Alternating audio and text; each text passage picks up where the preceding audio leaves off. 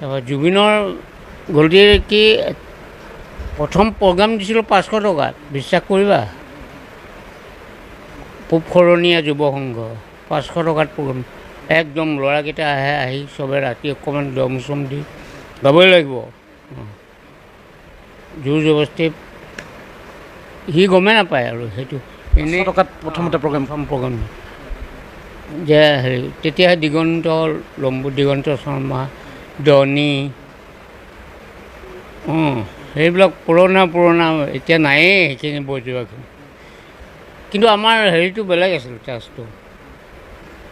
তাৰপিছত এই বহুত কাহিনী কৈছে জুবিনক লৈ। 4খনলৈকে প্ৰগ্ৰাম ৰাখোঁ, 4 নম্বৰ প্ৰগ্ৰাম গৈয়ে নাপায়। কিমান কৰিব কষ্ট, কিমান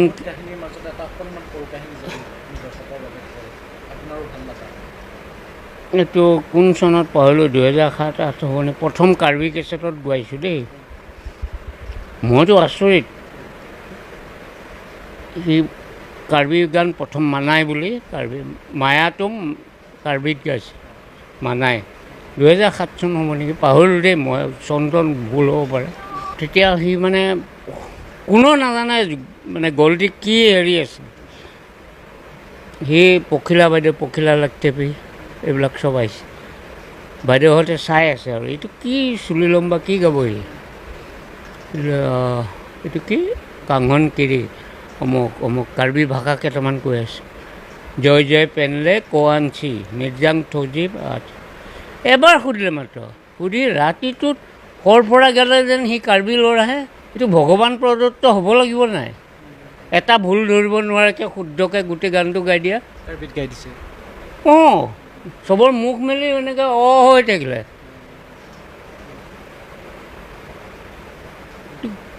তেতিয়াই মানে আমি গম পাইছিলোঁ যে এজন অসাধাৰণ ব্যক্তি হ'ব, ভগৱানে পঠাইছে এজন অসাধাৰণ। আজি যিয়ে নাগাওঁ, কামৰূপীয়া লোকগীতৰ পৰা, বৰগীতৰ পৰা, নামঘোষাৰ পৰা, যিয়ে নাগায় সেই তাতে দেখোন আমি সোমাই যাওঁ, ডেকা বুঢ়াৰ পৰা চব। এইটো ক'ৰবাত অসমে দিব পাৰিব? আগৰ 50-60 বছৰলৈও দিব নোৱাৰে। সেই ভোটাতৰাটোক নেগলিজেঞ্চৰ কাৰণে আজি গুচি গ'ল, হেৰাই গ'ল। আৰু ক'বলৈ কি থাকিল কোৱা তুমিয়ে? অৱহেলা অন্য একো নাই। আৰে প্ৰথম কথা হ'ল, তই এনেকুৱা এটা বেমাৰ থকাৰ পিছত জলকীয়াৰ কাৰণে নিবই নালাগিছে।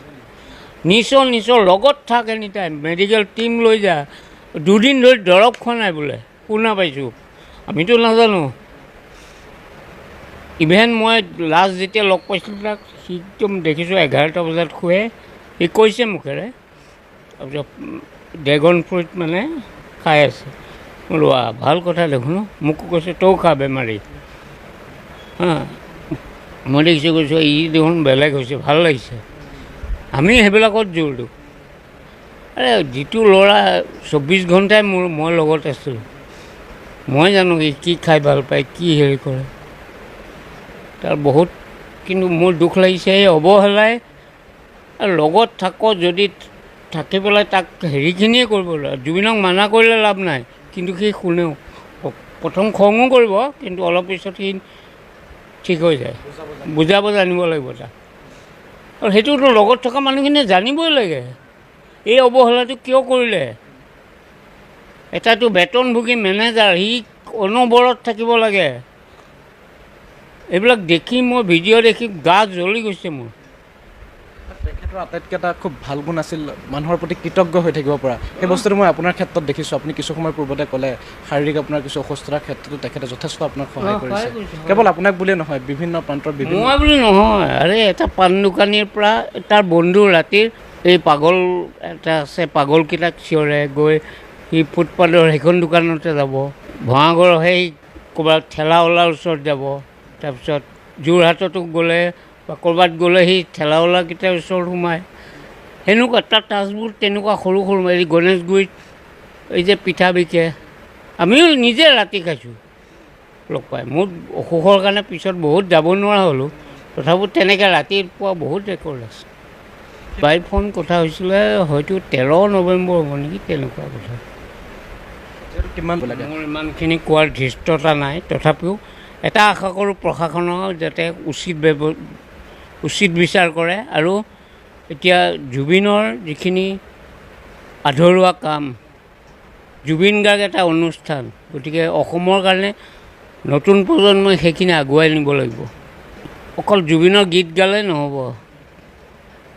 জুবিন এটা অনুষ্ঠানটো কি সেইটোত সোমাই গৈ আৰু এনেকুৱা নোলাব আৰু 50-60 বছৰলৈতো মইতো আশাই নকৰোঁ এনেকুৱা যে কোনোবা ওলাব। আৰু গল্টিৰ নিচিনা আৰু কোন হ'ব। সেইকাৰণে আচলতে ভগৱানৰ এটা অৱতাৰ, মইতো সেয়াই ক'ম, ভগৱানৰ অৱতাৰ আছে। মৃত্যুৰ পাছত মানুহে এই কথাটো কিন্তু বহুত বেছিকৈ উপলব্ধি কৰিছে। এতিয়া মই নিজে ভাবিলে আচৰিত লাগে যে সি নাই, আৰু এতিয়া আমি জীয়াইও মৰি আছোঁ, সঁচাকৈ কৈছোঁ। মানে তাৰ অভাৱৰ উপলব্ধিটো না খাব পাৰিছোঁ না শুব পাৰিছোঁ। আজি কেমেৰাৰ আগত ক'লোঁ, কিন্তু সেই দুখ এই সুখ মোৰ মা দেউতা ঢুকোৱাৰ সুখতকৈও বহুত বেছি যেন লাগিছে। আৰু সেইদিনাখনৰ পৰা যিমান ফোন ধৰিব লগা হৈছে, কিন্তু জনাই আচলতে বুজি পায় যে যিসকলে পুৰণা মানুহ তেওঁলোকে বুজি পায়। সেইকাৰণে মোৰো খবৰ লৈছে, সমানে ফোন কৰিছে গোটেই অসমৰ পৰা।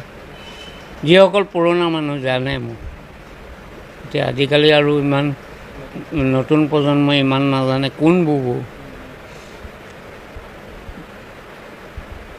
এতিয়াও লাষ্টত যাওঁতে সেই চিঞৰি কৈছিলে এদিন, মানে সিদ্ধাৰ্থক কিবা এটা কওঁতে শুনা নাই, তাৰপিছত সি মাতি পেলাই গল্টিয়ে দম দিছে, ঐ এইটো মোৰ প্ৰথম মানুহ, গম পাওঁ নাই, এইটো মোৰ প্ৰথম মানুহ, মোক দেখুৱাই কৈছে।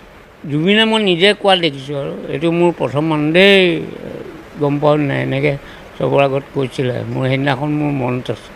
সিদ্ধাৰ্থই হওক না কোন হওক, এইটো মোৰ লুক আউট কৰা নাই, মই ভালকৈ নাজানো তাক। আধৰুৱা মানে কিমান কম, একেলগে শুই থাকোঁ, মই তেতিয়া বিয়া পতা নাই, একেলগে শুই থাকোঁ, ৰাতি আহোঁ। আমি সদায় হোটেলৰ পৰা ৰাতি আহোঁ দেই, ৰাতি 2-2:30 সদায় মোৰ ভণ্টীয়ে বা বাইদেৱে গেট দুৱাৰখন একদম মুখখন কুচাই পেলাই খোলে, আৰু সেইকেইটা নিশাচৰকেইটা আহিলে। আৰু তথাপিও ভণ্টীয়ে মুখেৰে নামাতিলেও সেই ভজা মাছ থৈ দিয়ে।